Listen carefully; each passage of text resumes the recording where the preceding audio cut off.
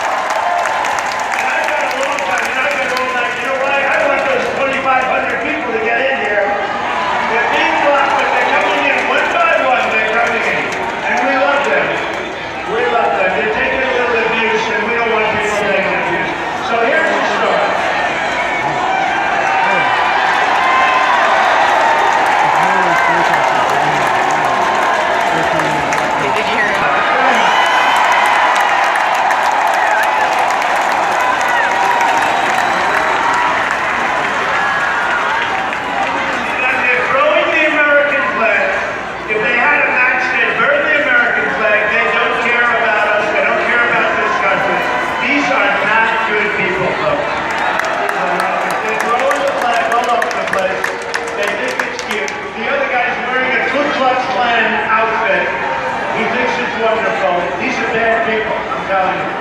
And they're not really protesters, they're agitators. And the Sheriff Joe is in jail already, I want to tell you. They'd be in jail a long time ago.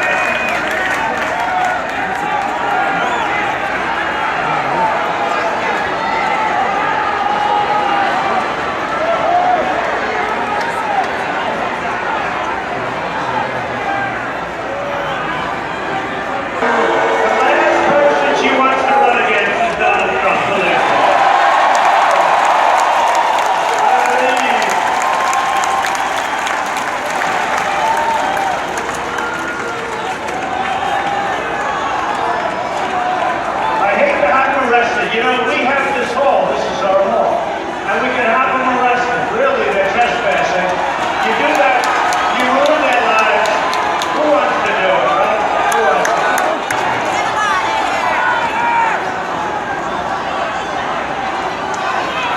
Such filthy language, right? If we use that language, it would be like all over the world. All over the world. Oh, it's a shame. All right, you ready? So this is something written by Al Wilson in the 1950s. And think of this when we think of ISIS, think of it when we think of people coming into our country who we don't know who they are. Just think of it, because I think it's really pretty amazing. And it's called The Snake. Ready?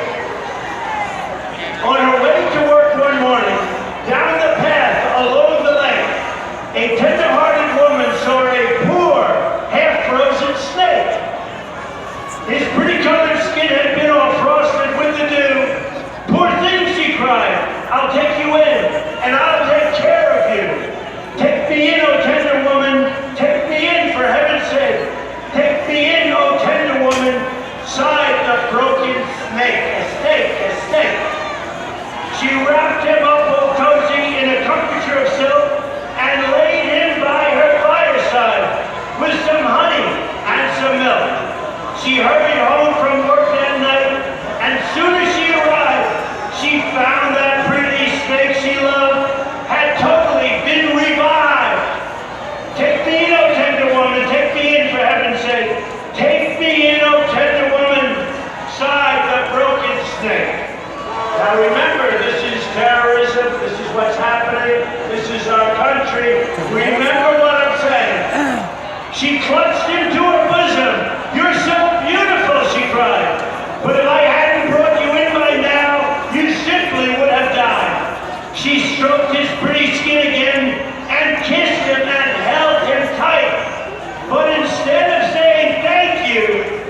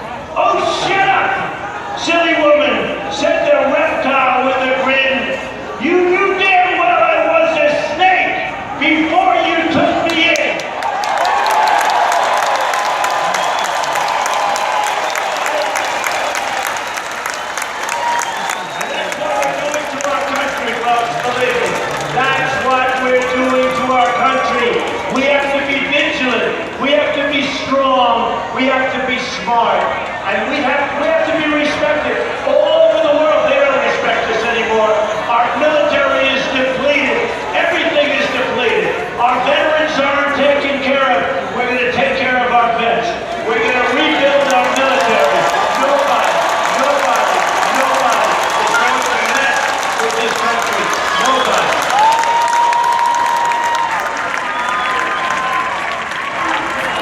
So when I started this quest, and believe me, it takes guts to run for president. I've always heard if you're a successful person, you can't run for president. And I said, I don't know. I'm looking at it. And by the way, we've done pretty well. We're leading every single poll.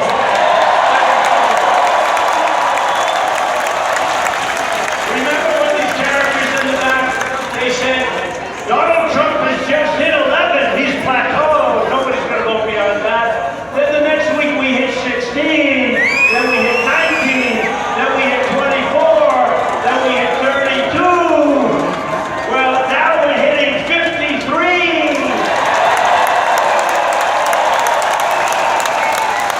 Now we're in the 40s and the 50s. Remember this? When they were saying that, I had 17 people. We had 17 people. So when we're at 24 with 17 people, that's like, what is that, 75 or 80 or something?